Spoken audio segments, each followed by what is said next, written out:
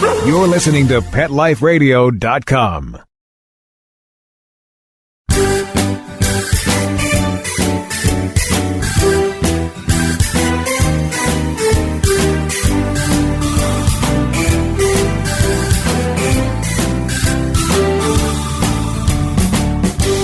Welcome to Get Positive Results on Pet Life Radio. I'm your host, Teoti Anderson.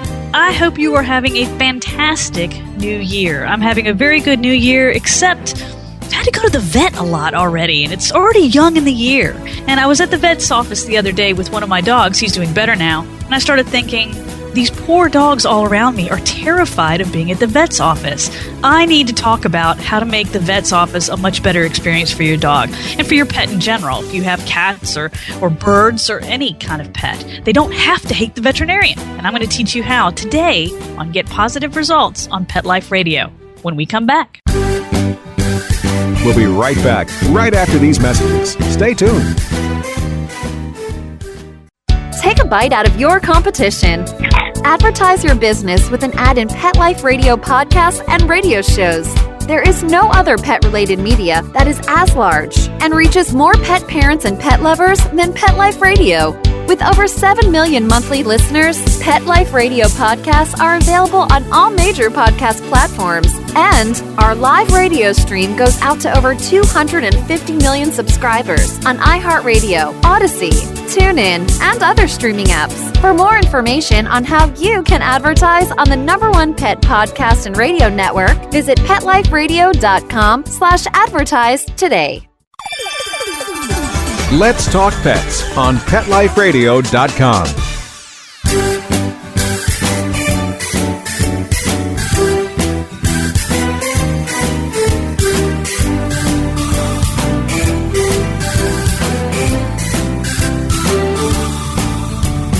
Welcome back to Get Positive Results on Pet Life Radio. I'm your host, Teoti Anderson. So, I went to the vet's the other day. Poor Sawyer has digestive issues. I won't go into details. They're not pretty. And I was sitting there in the lobby, and there were all these pets around me, and they were so scared. They were really, really frightened. It was so sad. There was this little Yorkie mix just quivering in his owner's lap. There was a bird that was there that was making all sorts of unhappy noises. And there was a cat that was yowling in the other part of the vet's office. They have a kind of a split lobby, but I could hear it on the other half. And it really reminded me how important it is to make sure that your dog and cat and bird and whatever you take to the vet loves your vet's office as much as possible. So that's what I want to talk to you about today. Most of my pets have always had a great experience at the veterinarian's office because I taught them to have great experience at the vet's office. My beloved Labrador Logan, he was like the Walmart greeter at my vet's office. He was so happy to be there because that's where hot dogs happen. He got tons of hot dogs every time we went to the vets. And so he would be in the lobby and he would be wagging and he'd be so excited when somebody would walk in. And it was so funny. I don't want to anthropomorphize too much, of course. That's not always healthy. But these poor stricken dogs would come in and look at Logan like he was a lunatic. Like, why are you happy to be here? And Logan was just so happy to be there. Finian does a great job there too. Sawyer, not so much. Sawyer's my sensitive soul. So he gets a little anxiety sometimes when he goes. But for the most part, he is much more secure and happy there than a lot of the other pets that are there. Thing is, your pet is going to have to go to the vet for a lifetime. You're going to need wellness care, especially as they get older. They're going to have some issues that you may need to go see them more often than just once a year for shots and a wellness check. If your dog ends up with an injury, they're going to have to go. So the more pleasant experience you can make it for your pet, it's so going to help you and your pet adjust better. Because when your pet is stressed, you're stressed, the vet gets stressed, seeing you stressed, it's just a little stress ball. We don't need to do that. Now, it is easier to accomplish this task when you have a baby pet. If you have a puppy, if you have a kitten, socialization visits are critical. I find it hard sometimes to convince clients to do this. I think it's because it's kind of a hassle. you got to go to the vet for no reason. You have to go to the vet, and you do have a reason, but there's not a health reason involved. You don't need to get a shot, or you don't have to have your animal checked out. And so I think people think, well, I got to get in the car, and I got to fight traffic, and I got to go to the vet's office, and I got to walk around, and I've got to do this, and then I got to get back in the car and go home. And I know that it can be a hassle sometimes, depending on the traffic and how far you have to go to your favorite veterinarian. Worth the drive, by the way. But it will pay off in a lifetime. Remember, critical socialization period for puppies is up to about 16 weeks. Kittens are even younger. So the more happy visits they can go to the vet at that time, the more they're going to like going there. And if you think about it, when they're babies like that, it's not always fun. They need lots of shots.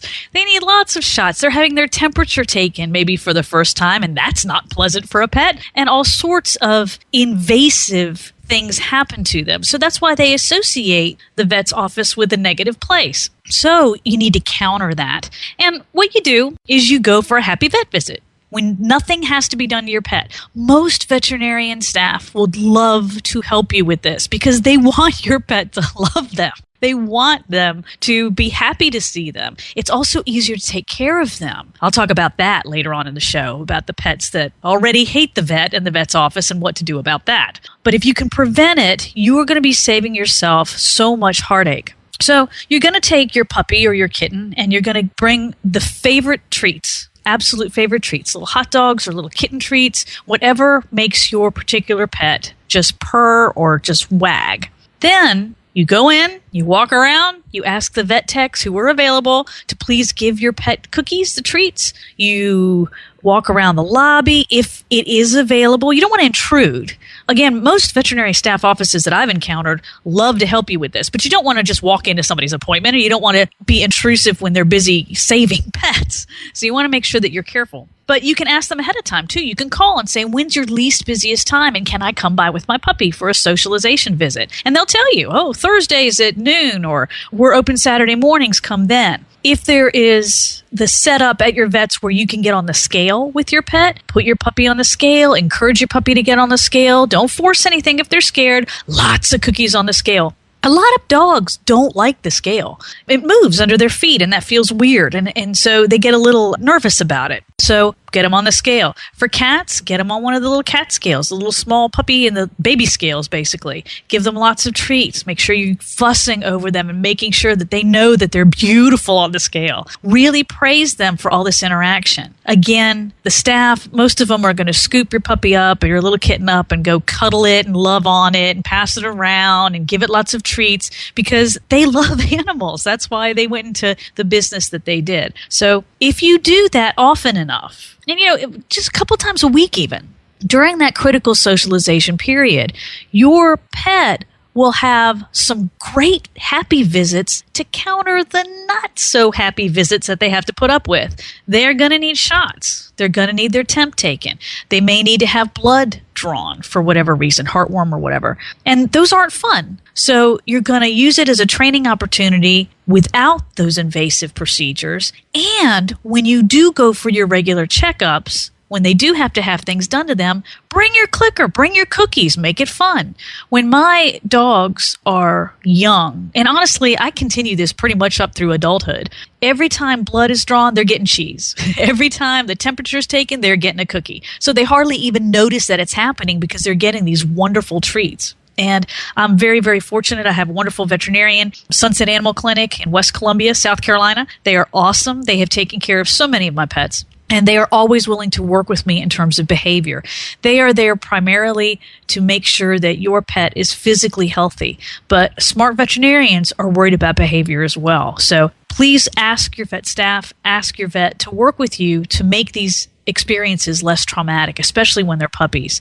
Other things to get the little ones used to, the stethoscope. Some puppies want to chew on them. Don't let them chew on them. You can even get stethoscopes yourself. You can order them and practice at home. What I also like to do is teach them to love a mat. I get a bath mat. I do this in my group classes. It needs to be a mat big enough so that they can stretch out and lie down on. And I prefer rubber-backed mats. You don't have to buy anything from a designer collection. You can go to your local dollar store and pick up a little bath mat like you'd put in your bathroom. Non-skid bath mat.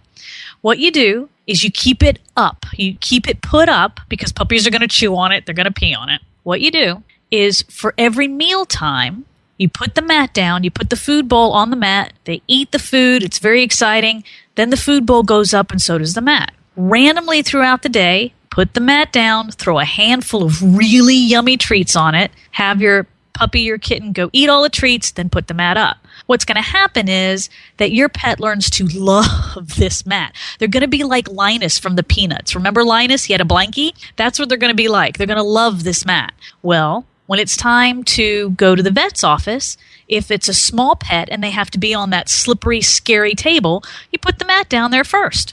It's non-skid. It's got a rubber back. They have their blankie that they already feel safe on. They're not sliding around. They don't feel as unsafe, and they can have a more pleasant vet visit. Then, because it's a bath mat, you take it home and throw it in the washing machine. It's machine washable. If you have a larger pet that doesn't go up on the table, put it on the ground. Vet is going to examine your dog on the ground, so on the floor, so have it on the floor. Makes them feel secure, makes them feel a little bit safer. It smells like them. They know it's their mat, and it gives them a little bit better traction so they feel a little bit safer. A lot of animals at the vet's office feel out of control. There's things being done to them. Sometimes they don't feel well depending on why you're there. So bring their blankie. Bring their blankie so that they feel a little bit more comfortable. In my classes, we also teach dogs to go settle on their mats, like the doorbell rings and you send your dog to go lie down on the mat so it's not mauling your guests. So the mat can be used for lots of different things. You can also use a bed, an official dog or cat bed if you want to, but make sure it's machine washable because after it's been back from the vet's office, you want to go ahead and throw it in the wash, especially if you're bringing your pet there because he or she is sick. So what if it's too late and your puppy is no longer a puppy and they've grown up? And you didn't think to do all these things. Well, that's okay. You're not in the minority. A lot of people don't even think to socialize their dog or cat to the vet's office.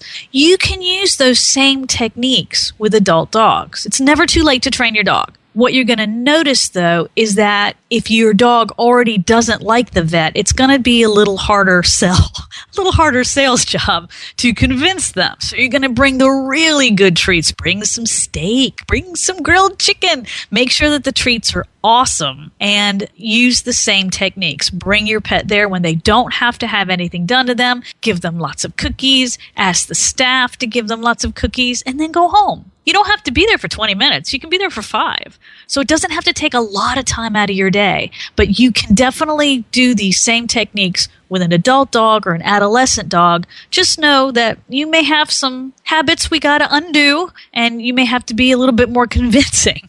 But it's still worth it because hopefully we have them forever. They are never with us long enough. We lose them far too soon. But if you are fortunate enough to have a 14-year-old dog or 15-year-old dog, my beloved cat lived to 18. So that's a lot of years at the vet's office. So this is totally worth it. I promise you. So everybody this week, I want you to go out and have a happy vet visit. I had some unhappy vet visits this past week, so I want all of you to have some happy vet visits because they're so much more fun for us too. Unhappy vet visits are when they cost a lot of money because your pet is sick and they are trying hard to get them well. So think of each vet visit that you take as a training opportunity, whether you're just doing your socialization job or you're trying to convince an older dog that the vet is his friend. Make sure that you always have your dog on leash. I've seen people just let their dogs off leash at the vet's office. What is that about? That is not safe. Make sure that your cat, even if you have a friendly, sweet, affectionate snuggle cat, put him in a carrier because you can't control the environment. Somebody who lets their dog off leash is going to jump up on you with your cat in your lap. Your cat is not going to appreciate it. So put your cat in a carrier. When I was at the vet's the other day, this gentleman brought in his parrot in the parrot cage, had the whole cage there. So make sure your pet is secure, whether it's on leash or in a carrier. Small dogs can come in a carrier too. Also, another tip is don't let other dogs approach your dog at the vet's office. When I did my pet peeve show, I talked about how that drives me nuts.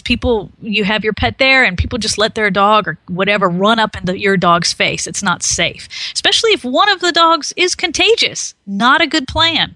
But think about the cat in a carrier. You've got a cat that's not feeling well, you're a responsible pet owner, you bring your kitty in the carrier, and somebody lets this big Great Dane go sniff the carrier. I don't know why people do that either. even though your cat is safe in his little den, he's trapped there. And he may not feel so safe anymore while this giant head is approaching him and checking him out. So don't let people do that. Just body block them. Go stand in between or say, please move your dog. Pick up the carrier. Put it in your lap if you have to. Make sure that you're protecting your pet because they're already stressed being at the vet's office. Also, don't let people pet your dog or cat if they're stressed. If you know that your dog is going to be okay with it, if you know your cat is going to be okay with it, that's one thing. But people, sometimes your animal's just a magnet and you're there because they don't feel well. This happened to Sawyer. Now, Sawyer is gorgeous. I'm completely biased in saying this, but he is. He's absolutely handsome. And his illness has not in any way impacted his handsomeness. He's still a handsome dog, but he's sitting in the lobby. He's stressed. He's my drama queen. He doesn't feel well. And this woman goes, oh my gosh. And she just comes for him. And I stopped her and I said, hold on a second. I said, I'm sorry, he's not feeling well. And then Sawyer, kind of approached her a little bit. And then I saw that he was fine. I said, okay, well, now you can pet him. So you're going to have to be proactive and you may have to do some body blocking because not everybody has inhibitions. And sometimes they just see your pet and they love it so much and they're so enamored of it on site and they want to touch it. And maybe that's not the appropriate thing to do. So when you go to the vet's office, in addition to teaching your pet that it's a safe place and he can trust the vet, you also need to teach him that it's a safe place to trust other people and other dogs too. And you might have to set up a little barrier around them to make sure that people don't overstep their bounds, let's just say, or allow their pets to overstep the bounds. What about dogs that have an incident at the vet's? Maybe they're very friendly at home, but maybe something happened at the vet's and they growled or snapped or bit, and now they got the little sticker in their chart that marks them for life. What about those pets? Maybe they didn't get the socialization as puppies. Maybe it was just a one-time thing. I'm going to talk to you about those pets when we come back. So stay tuned. You're listening to Get Positive Results on Pet Life Radio. We'll be right back right after these messages. Stay tuned. Begging to hear more of your favorite show? Full episodes of all our shows are available on demand. Go to PetLifeRadio.com to fetch our entire lineup of Possum Pet podcasts. Also, dig us up in iHeartRadio and iTunes. Let's talk pets. Live and on demand only from Pet Life Radio. Let's talk pets. Let's talk pets On Pet Life Radio. Pet Life Radio. PetLifeRadio.com.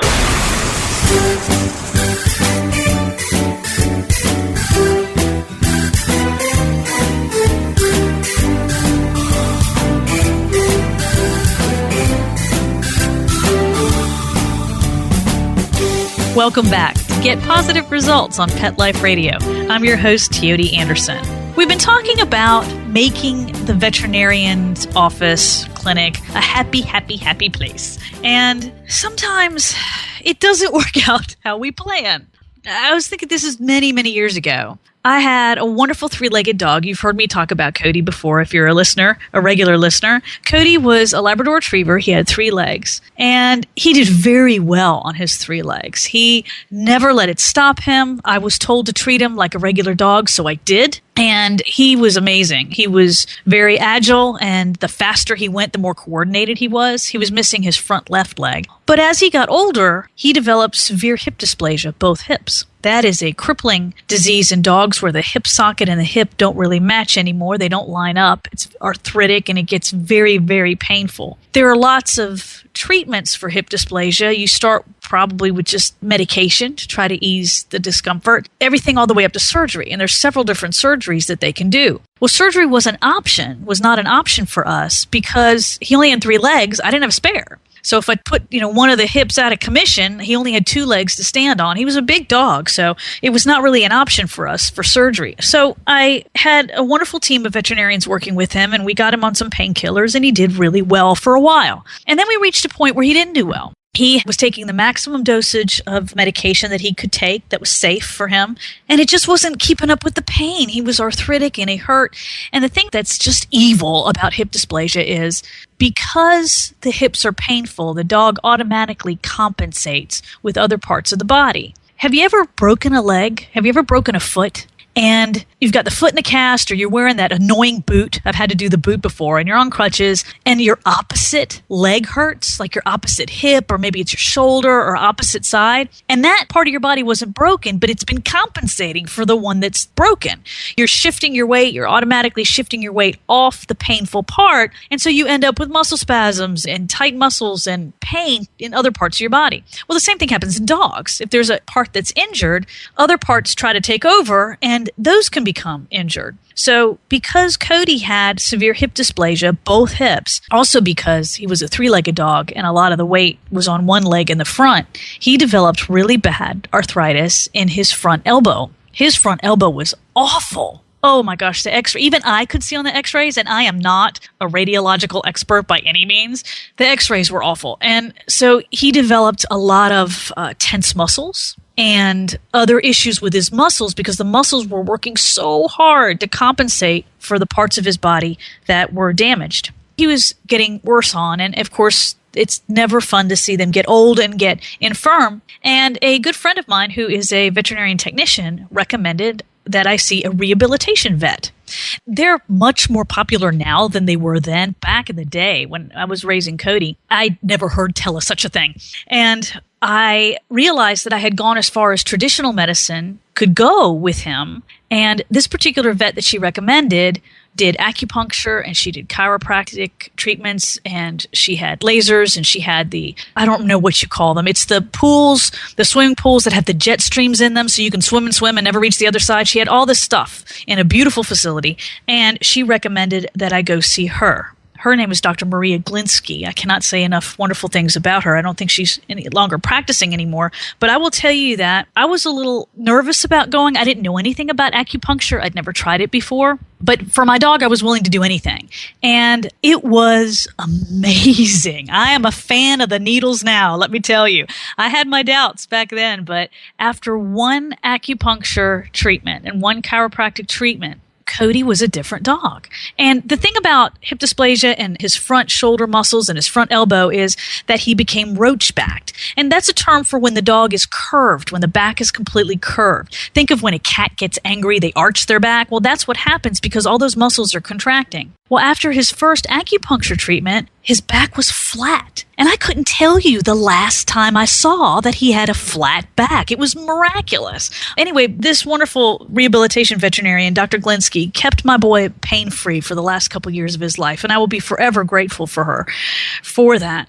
But the treatments were not for every dog because I remember Cody was a doll baby. He was a sweetheart. He was a therapy dog. He was a nationally award-winning therapy dog. And he would be lying there in the vet's office with all these needles sticking out of him, right? And he'd just lay there. He got cheese. He would hold a down stay for 30 minutes, 40 minutes while these needles were in his head. She had one like right in his forehead, and then all along his tail, all along his side. And the hardest thing that I had to deal with Cody was whenever she would come into the room to check on him or a vet tech would come into the room, he would wag his tail and the needles would ping out. Ping, ping, ping, ping. And I'd have to hold his tail still so that the needles would hold still because he was just so happy to see them. And I remember asking her once, how do you treat pets that don't allow this? Like, Cody would hold a downstay for a long time. He was very laid back. He was very sweet, very affectionate, and very trusting. And so he let us do these things to him. And she said, she just got this really sad look on her face. I'll never forget. And she says, I can't. And it really struck me then because I realized that if you don't have a pet that is social and a pet that is friendly and laid back and willing to trust you enough to do these things to, they can't get treatment. And that has got to be heartbreaking as a veterinarian. It's heartbreaking to me as a pet owner to think that because of behavior that my dog couldn't get treatment. And I do know that that's probably why some pets do have to leave us sooner than others, is simply because the treatment would be more traumatic for them simply because of their behavior and their temperaments than the actual treatment for a dog that doesn't have that. So that's another reason why I'm imploring you to please make these vet visits as happy as possible because we want to keep them as long as we can. And if it's going to be acupuncture treatments and you're able to do them, let me tell you, the stuff really works. if you go to a reliable veterinarian who's going to know what they're doing. You don't just stick a needle in. I learned that too. But it was really an amazing experience. And I remember thinking, wow, I'm very glad that I put the work into these pets ahead of time, because I don't know what I would do if you certainly don't want the treatment for your pet to be worse. And I know some people that can't even take their dog into the vet's office. They have to stay in the car. And I'm not disparaging that. Sometimes it's better for your dog to stay in the car. And if that's for your dog, then that's what you need to do to make it as less stress-free as possible. And yay to the vets who go out to the car. I think that's awesome. But wow, if there's ever an invasive procedure that needs to be done to that pet, unless they're tranquilized, you can't do it. And that's just sad. That's just really scary. So we want to work to avoid that as much as possible. There's also instances when you don't have, or maybe you do have a really social, friendly, confident pet, but one day at the vet's office, they're not. And this happened to a client of mine recently. This is wonderful clients. They have a Bernedoodle, Bernese Mountain Dog poodle mix, and he is such a sweetheart. He's a big doofus of a dog. He's huge. He's an adolescent, huge, sweet dog, and he had ear infections. And so they took him to the vet, and the vet staff had him in a corner just by happenstance, and they went to examine his ears, and he growled. And so what did the vet staff do? They put a muzzle on him, which was the right thing to do. Was it my client's fault that their dog growled? No. I have the best clients. I'm just saying. They're awesome. It wasn't their fault. He had never growled before. They were floored. They had never heard him growl. Here's a dog that is in pain. His ears hurt. He's in the vet's office, and even though he's been fine at the vet's office up until now, he doesn't feel good. When we don't feel good, we lash out. Pets are the same. So he growled. Growling is wonderful. I've told you this before again for my regular listeners. We love growls. Growl is a communication. Don't ever punish your dog for growling. You don't want them to skip the growl and go straight to the bite. You want them to growl at you and let you know that they're upset. And that's what he was doing. He said, I'm upset. I don't like this. So they put a muzzle on him, and they were able to examine his ears. He had to go for a follow-up. He's got the sticker in his chart now, so they automatically put the muzzle on. So what do? You thought you had a friendly dog. You're devastated. He wasn't friendly to the vet. The vet was only doing what they needed to do.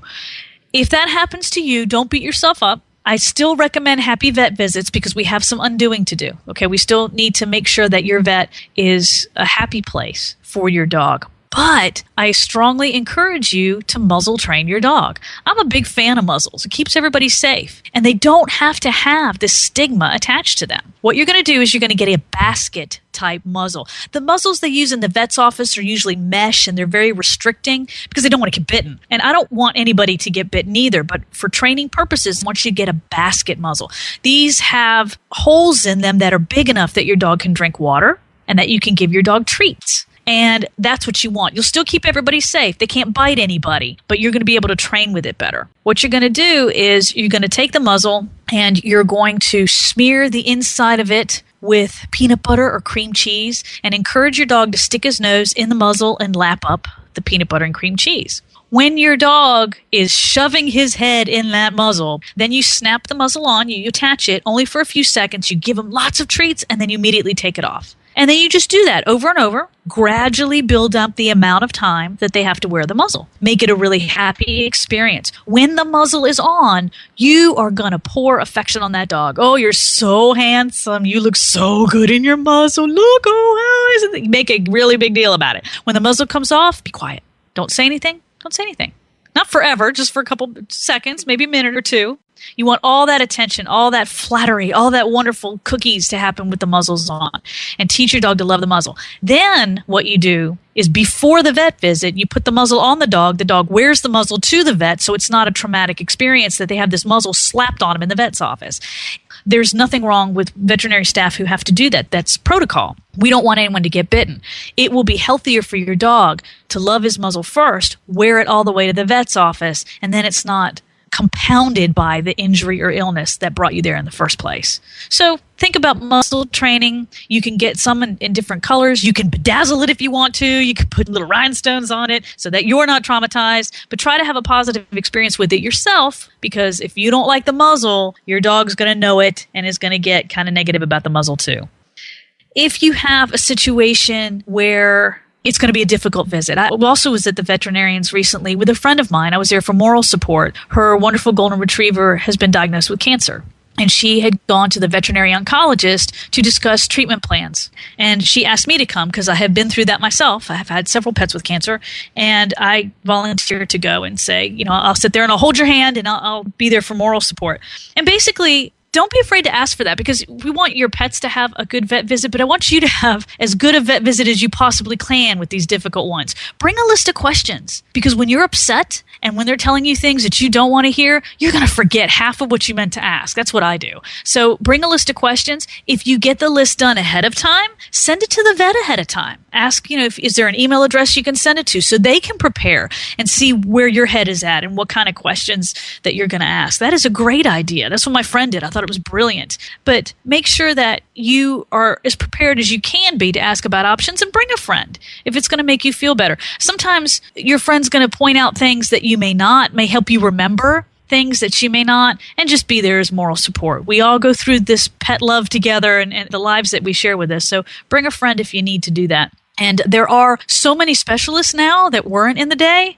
There are veterinary oncologists and veterinary neurologists and veterinary this, that, and the other thing. It is wonderful what veterinary medicine is coming to these days. And don't think that just because your dog does get a scary diagnosis that it's the end. It's not necessarily the end. So there's a lot of hope out there now that didn't used to be there. I teased my vet the other day when I was there that he was one of my longest relationships outside of family. I've been with this vet for many, many years, and we were laughing about that too. You need to build a good relationship with your vet. When you find a great one, it is wonderful. You follow them everywhere when they move practices. There are good vets out there. There are bad ones out there. It's a really hard job. They don't have the luxury of asking their patients what's wrong. The patients can't tell them. The patients can sometimes show them, but a lot of times it's a guessing game, simply just trying to diagnose. They don't have the benefit of patients that can give them a full history, especially if you get a rescue or you bring a dog in and they've never seen it before. They don't know the background of that dog. And so it's really a very difficult job. I have a lot of admiration for veterinary medicine. When you work together, give and take, it makes it a lot better for the dog. And it's a great relationship, and one that you should put in your top 10 relationships, and make sure that you are satisfied with your veterinarian and that you are working as a partner with your veterinarian. Make sure that they listen to you and they're willing to answer your questions, because they should be. And hopefully, if you do all these things, you will have a healthy 2015. I think we should all vote for less vet visits. Not that I don't love my vets. I just want to see them for maintenance. I really don't want to see them for illness. So I hope that this has been helpful to you.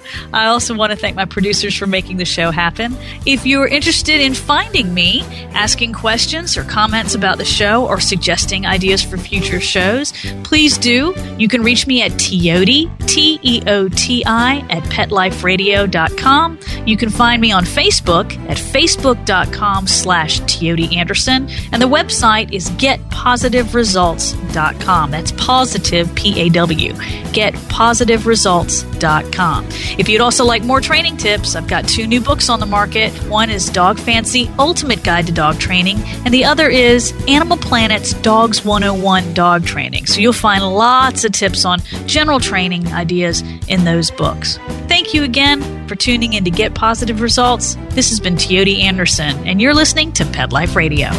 Let's Talk Pets, every week on demand, only on PetLifeRadio.com.